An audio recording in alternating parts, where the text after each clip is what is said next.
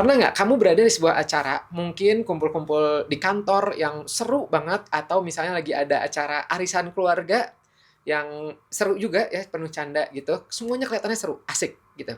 Kemudian ketika saat acara berakhir dan teman-teman atau ada seorang di situ yang ngajak, "Yuk kita lanjut yuk ke kafe atau jalan-jalan atau nongkrong ke tempat yang seru." Hampir semuanya bilang, "Oke, oke, let's go, hayu," gitu. Tapi ternyata ada satu orang yang dia punya suara berbeda. Dia suatu suara yang pelan, jujur, dan kadang bikin semua itu berhenti sebentar. Dia bilang, "Maaf ya, aku lanjut ke rumah dulu." Dan reaksi yang muncul tuh biasanya sama. Yang lain pada nanyain, "Ngapain di rumah? Sendirian gak bete? Yakin? Lu gak mau ikut? Lumayan loh." Nah, itu pertanyaan yang sebenarnya baik, tapi seringkali kerasa seperti sebuah pengadilan kecil. Seolah-olah memilih untuk stay di rumah adalah pilihan yang kurang lengkap, atau bisa jadi dianggapnya itu sebuah penolakan. Dan yang menarik, biasanya orang yang milih pulang itu seringkali bukan karena benci keramaian atau nggak suka sama orang-orang yang ada di sana. Bukan. Rasanya tuh kayaknya lebih dalam dari itu. Kok kayaknya ada rasa ketenangan ya yang memanggil dirinya, yang lebih enak, lebih nyaman, lebih kuat daripada tawaran ngobrol apapun. Sebuah ruang di rumah yang udah nunggu untuk diisi, bukan dengan suara orang lain, tapi dengan keheningan yang justru berbicara. Untuk kamu yang pernah memilih untuk pulang, atau yang sering ngerasa lebih utuh ketika berada di dalam kamar sendiri, mungkin bukan karena kamu nggak suka mereka, bukan karena kamu nggak suka teman-teman atau keluarga kamu, tapi bisa jadi karena kamu punya dunia lain yang lebih perlu diisi. Sebuah dunia yang hanya kamu yang tahu ritmenya. Dan di era di mana kesibukan sosial itu sering dianggap sebagai standar kebahagiaan, memilih untuk mendengarkan suara yang berbeda itu, terutama dari dalam hatimu sendiri, itu butuh keberanian yang harus kamu sendiri yang menjalaninya.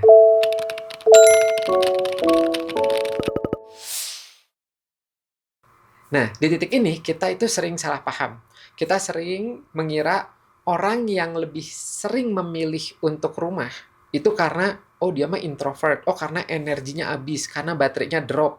Sama seperti handphone yang harus dicas lagi. Memang ada benernya, tapi bukan itu sebenarnya yang terjadi.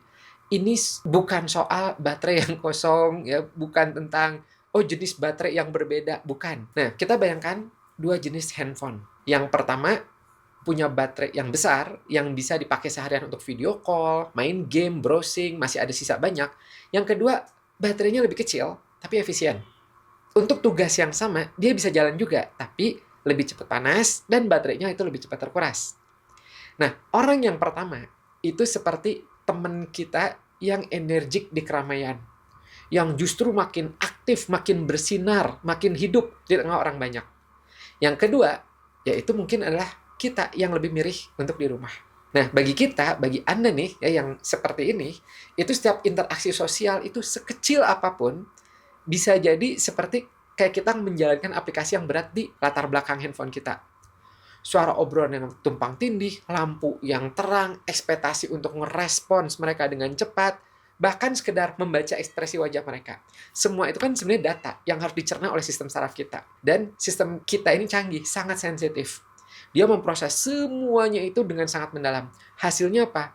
Dunia luar itu seringkali terasa lebih keras, lebih bising. Bukan dalam arti suara ya, tapi informasi yang kita serap. Nah, jadi bisa jadi ketika Anda memilih untuk pulang ke rumah, ya, ke kamar kosan sendiri, itu bisa jadi bukan sama sekali bukan melarikan diri. Itu adalah salah satu bentuk tindakan pemulihan yang sangat sadar. Metode pengisian ulang yang spesifik. Di rumah, kamu bisa ngambil kendali diri kamu sendiri. Kamu bisa milih situasi apa yang kamu mau. Musik apa yang diputar. Cahayanya mau seberapa redup. Dan kapan kita mau diem total. Rumah atau kamar kos kamu itu adalah ruang di mana kita bisa mematikan satu persatu aplikasi di belakang handphone kita ibaratnya. Itu, dan membiarkan prosesor dalam kepala kita itu akhirnya bisa bernapas, mendingin. Dan seolah semua yang tadi ia tangkap itu, yuk kita istirahatkan dulu. Jadi ini adalah cara kerja neurologis yang berbeda, bukan sebuah kelemahan.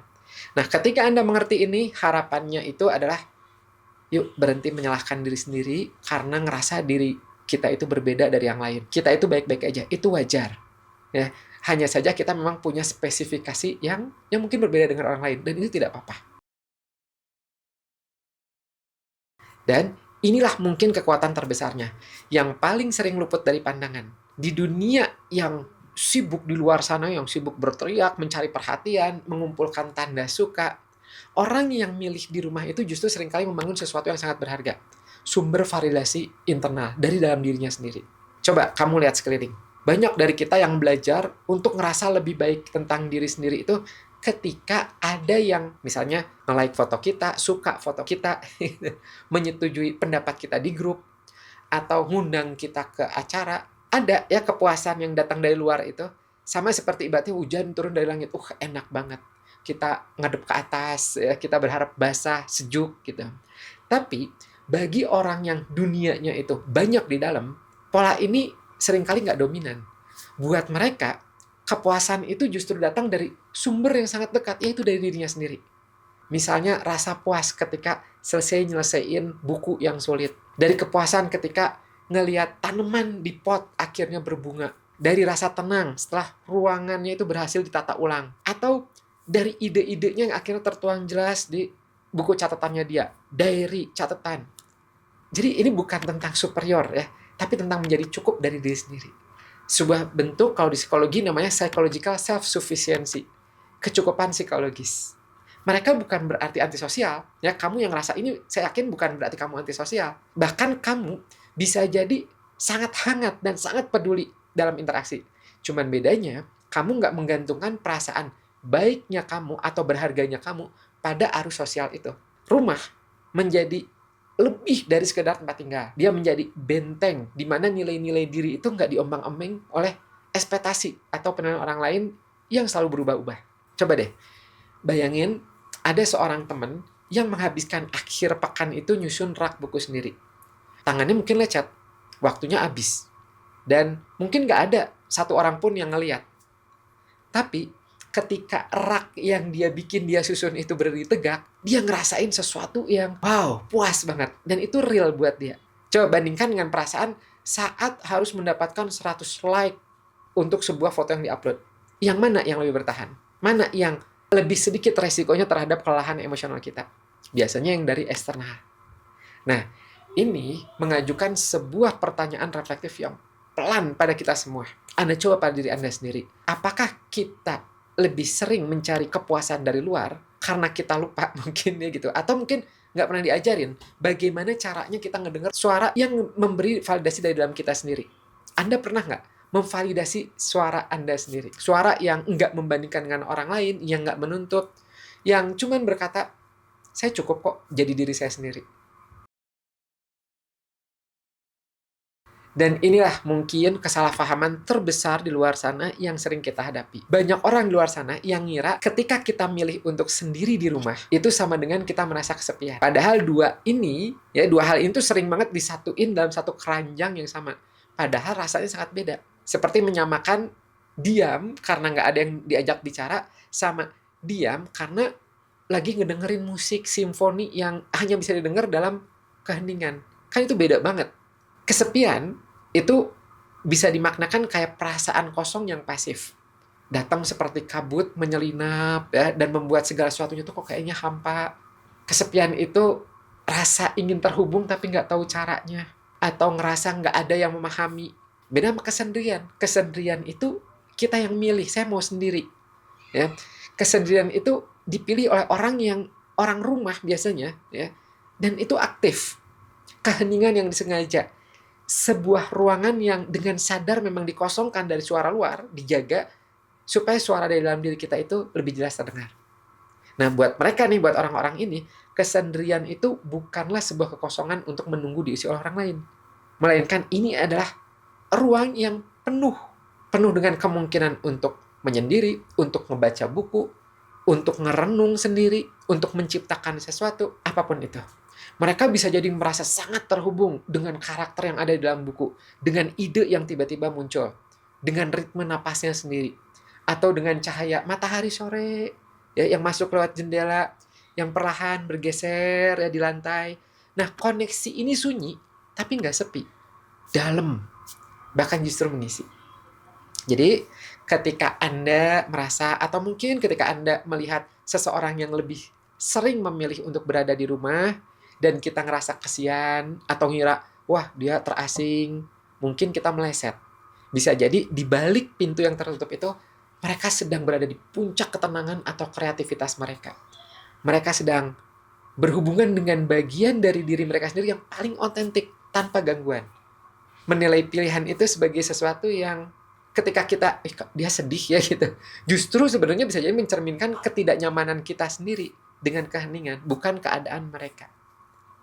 Maka, kalau misalnya kamu lebih sering memilih malam yang tenang di rumah, atau merasa utuh itu justru sangat sendiri, maka ingat ini, itu bukan tanda bahwa kamu kalah dari kehidupan sosial. Itu adalah tanda yang sangat jelas bahwa kamu tahu apa yang benar-benar mengisi jiwa kamu. Kamu mengenal ritme pemulihan dirimu sendiri.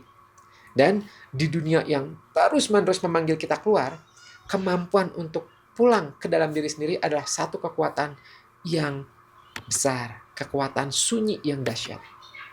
Lalu, bagaimana kita merefleksikan ini ke dalam kehidupan kita sehari-hari? Mungkin Anda bisa mulai dengan satu pertanyaan sederhana yang bisa kamu ajukan kapan aja. Sebelum kamu mengatakan iya pada sebuah undangan, atau bahkan saat merasa bersalah karena memilih untuk nolak. Coba kamu diam sejenak, berhenti sejenak, dan tanyakan pada diri sendiri. Apa yang benar-benar mengisi energiku saat ini? Apakah waktu untuk bersama orang lain, atau waktu dengan diriku sendiri?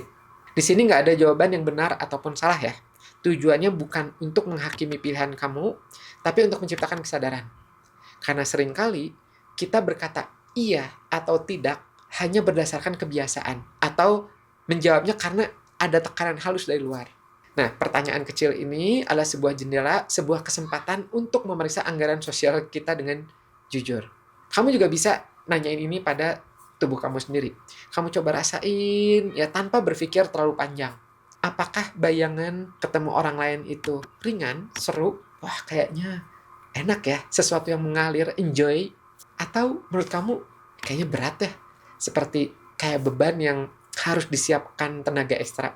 Seringkali tubuh kita itu jujur, lebih jujur daripada otak kita sendiri yang udah terlatih untuk menjawab dengan sopan, dengan formal.